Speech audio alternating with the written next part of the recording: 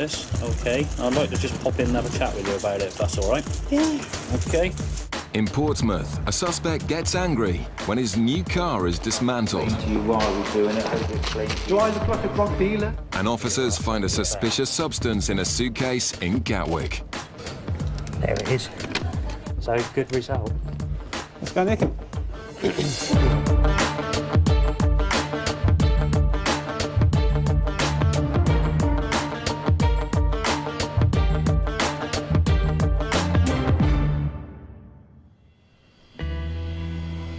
It's early morning rush hour, with dozens of flights arriving into Gatwick from Africa and the Caribbean, source areas for Class A drugs.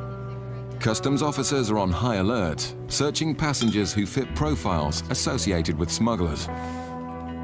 Coming. Okay, I've just x-rayed a passenger's bag and you can see there's clearly two rectangular shapes there, so I'm just going to cut the bag open and have a further inspection of what those shapes are.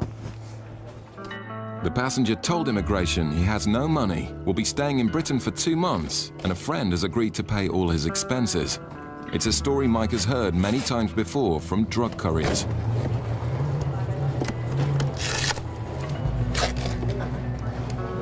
You can smell it already, can't you? Let's go away. Smell something.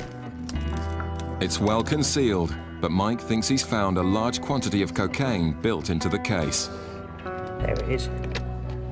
There's a white paste in there. Yeah. The paste tests positive for cocaine. So, good result. Let's go, Nick. 10:55, yeah? So I've conducted a test on the bottom of your suitcase, which has shown a white paste. A white paste. Yep, I've conducted a test on it which says it's cocaine. Therefore the time is 10:55. I'm placing you under arrest on the suspicion of being involved in the importation of a controlled drug. OK, if you could follow this officer, please. OK. Sorry?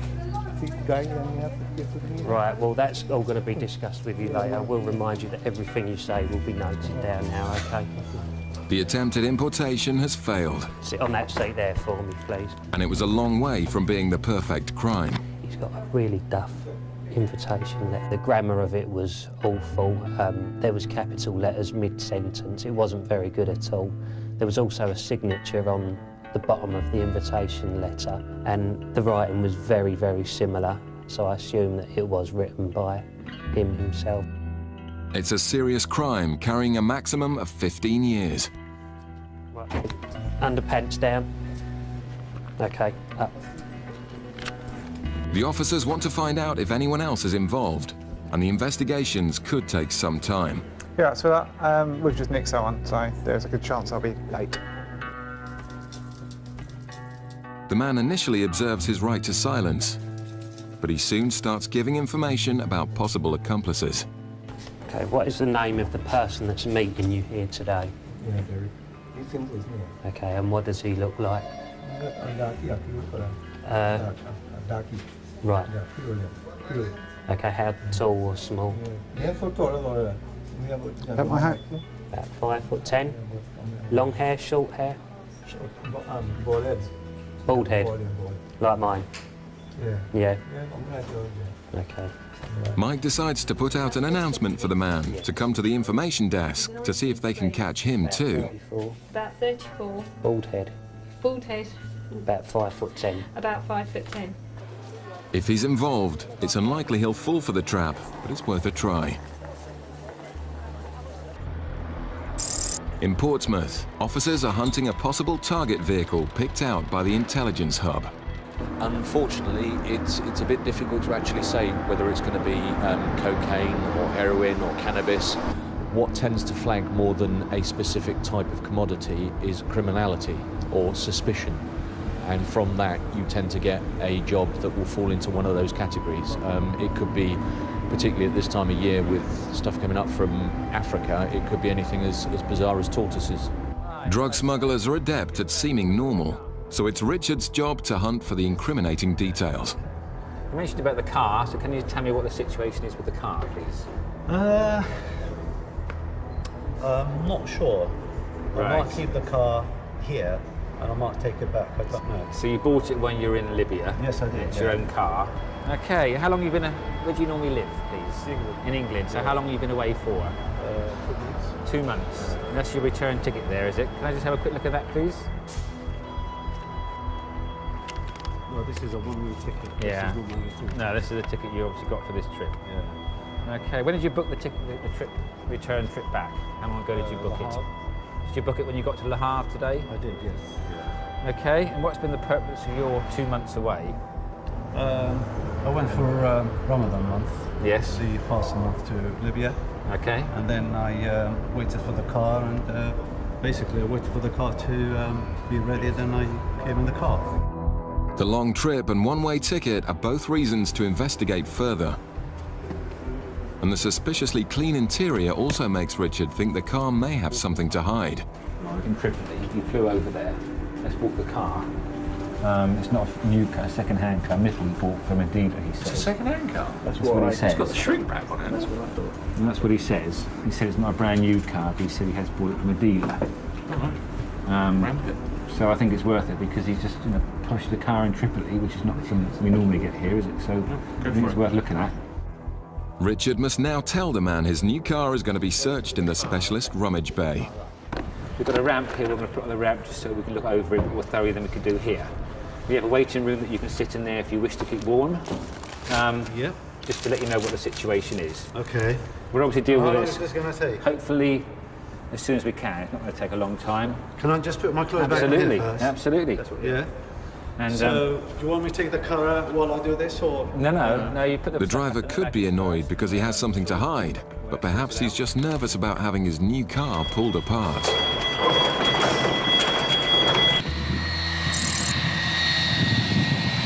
The smuggler caught in Gatwick is now being transferred to the custody cells, where the reality is beginning to sink in. You just stand in front of that desk for me. Hello there. Is there anybody that you want telling, a friend or family that may be meeting you or worried where you are? I would like to call, I would like to let my wife know. The man is locked up, while the officers out back work out how much he'll be charged with trying to smuggle.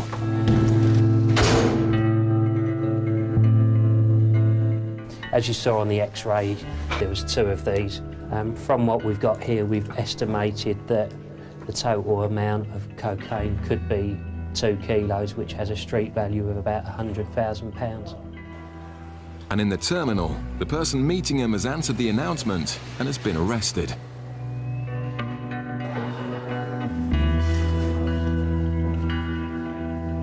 A poorly planned crime has gone wrong on every level. Could you handcuff Barry?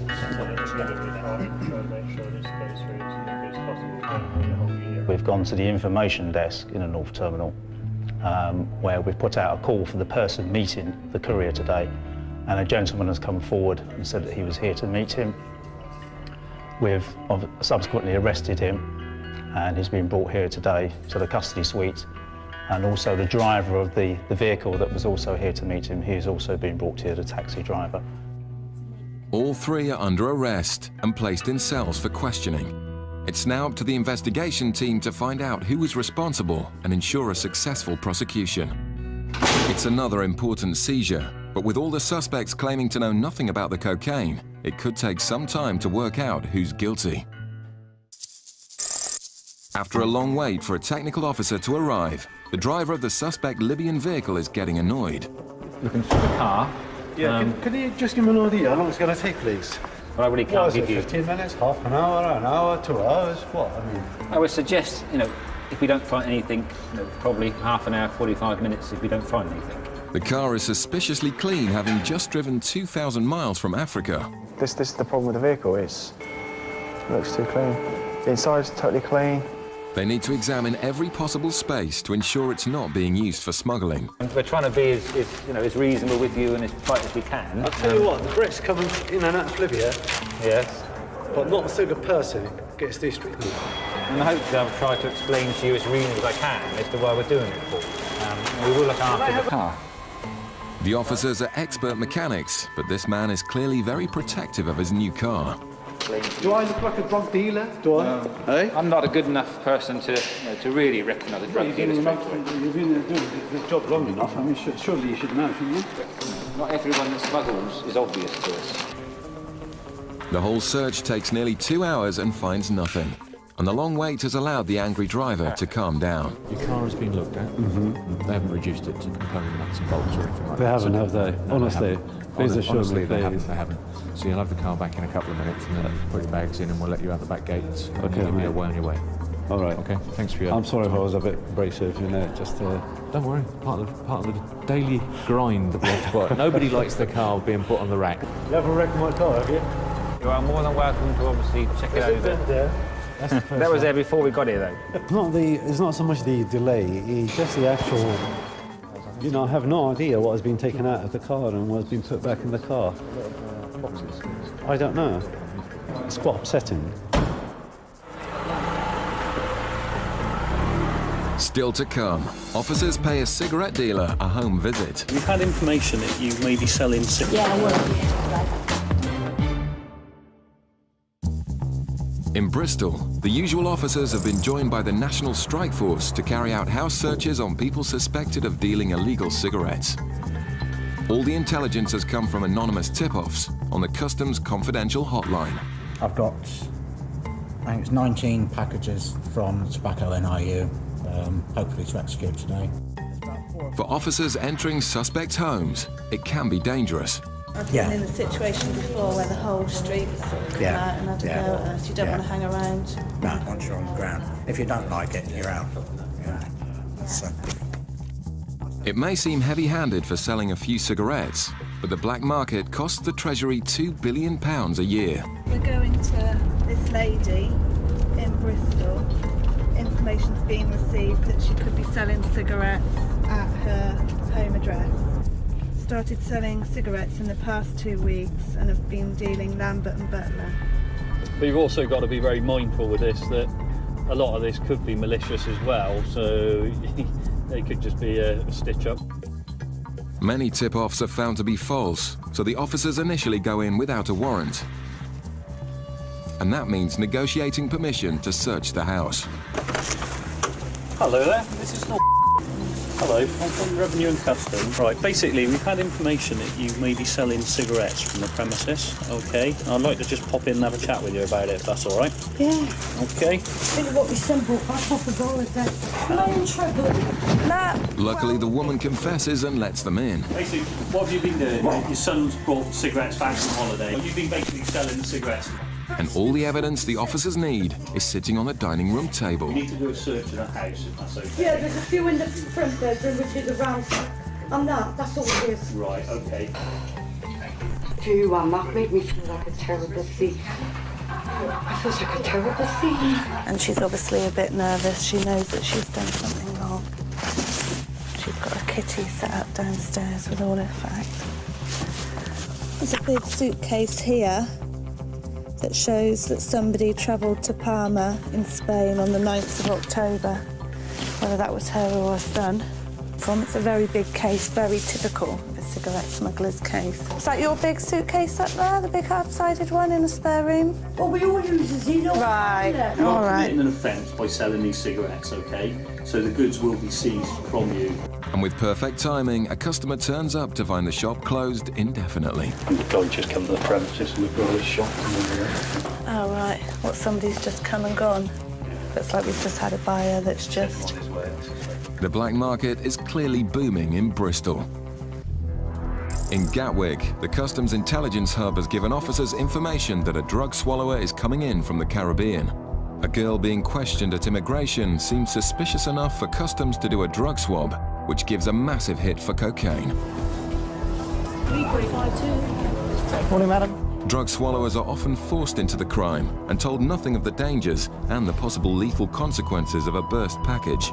She said that she actually came in with someone named Peter. She met him on the beach and he's got all her money, £400, and he's already gone through. So it doesn't look too good, you know. The suspect has denied taking cocaine, so a positive urine test would suggest she has swallowed drugs. There's no line by the THC, so she's positive for cannabis. There's no line by the COC, so she's positive for cocaine as well, which would indicate to us that she has cocaine in her system. The woman will now be arrested and x-rayed for packages. Showing up positive for cocaine. Yeah, okay. But to the officer's frustration, she's now claiming to have used drugs. For party, no. Momento, just for party, and I have taken cocaine. She has taken. Right, okay. She had taken, yeah? She has taken. Why didn't she tell me earlier when I put her? She said I was worried. She was worried. That's right. Right, okay. But the officers aren't convinced. Le está arrestando, o la está arrestando. So we just want to be sure you haven't got any internal consuming in you. They suspect she may be pregnant, and so will be taken to a private hospital to have her body scanned safely. That means waiting for another interpreter, and that means putting on the white suit. Because we've got her on suspicion of swallowing, we always put them in a white suit, because what we'd be concerned of, if she maybe started to pass packages in the cell, whether she may pick them up and harm to herself. Sometimes it might be possible that she could retry and swallow them again. We can see through the suit, that's why we need her in the white suit. The officers are extremely concerned for the woman's health, and all the signs are pointing to a definite swallower.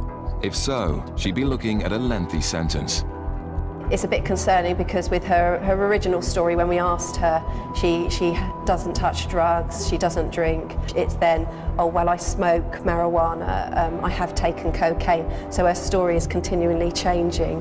When we take her down, I really wouldn't be surprised if we didn't see packages in her body from the way her story is. It's a nervous ride to the hospital, which could decide the woman's future. Customs officers also stop smugglers who try to bring in drugs using the postal system.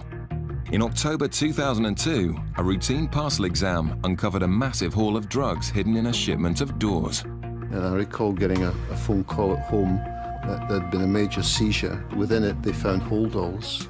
And examining the holdalls, they found packages which turned out to be a mixture of Class A and B drugs. And I can recall getting a phone call about 2 hours after that to advise me that they had found something else. In the box were live ammunition rounds and something altogether more frightening. They came across another box, and you can imagine their surprise when they opened it to find a grenade. And I think everyone stepped back about half a mile. The decision was made to do a controlled delivery and catch the culprits in the act. But all they had to go on was the consignment address in Devon and a phone number which belonged to Timothy Andrews. One individual in particular, Timothy Andrews, we conducted surveillance on him over that weekend.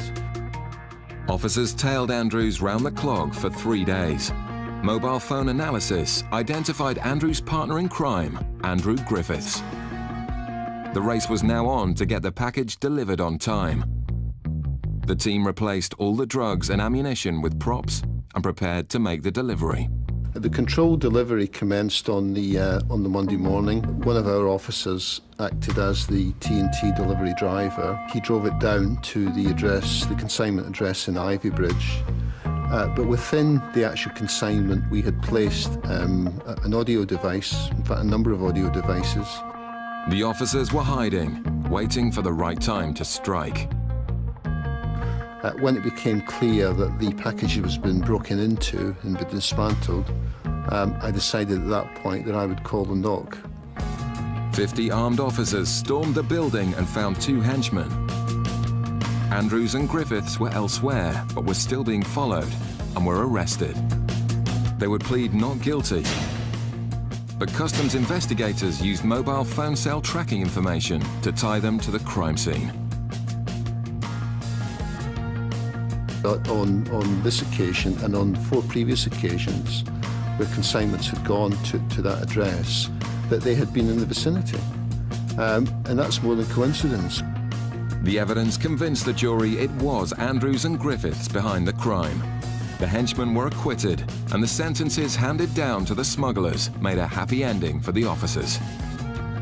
Sentences handed down by trial judge, resulted in a 40-year sentence for Griffiths and a 39-year sentence for Andrews. but they will be serving at least 15 years. Back in Bristol, Russ and Jane haven't found any more cigarettes and decide not to prosecute the woman. Instead, they want her to turn informant. But do you think we can try and get some details about her son?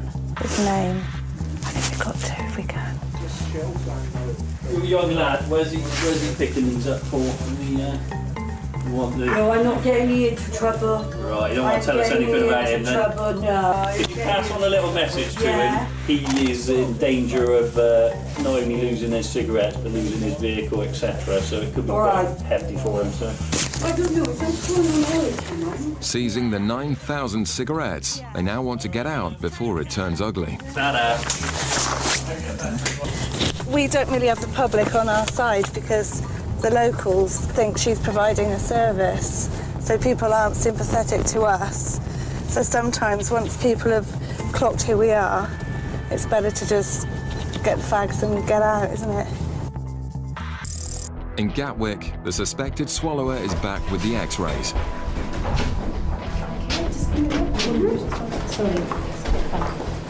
She's put back in the cell while the officers take a look at the results. If she had swallowed something, you would possibly see the shapes of packages.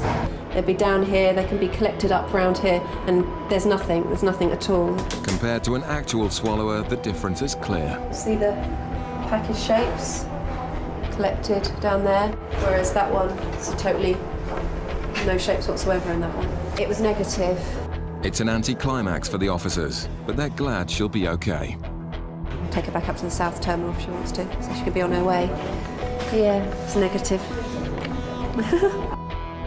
All the way down the line to me, I was thinking, yeah, it's going to be positive.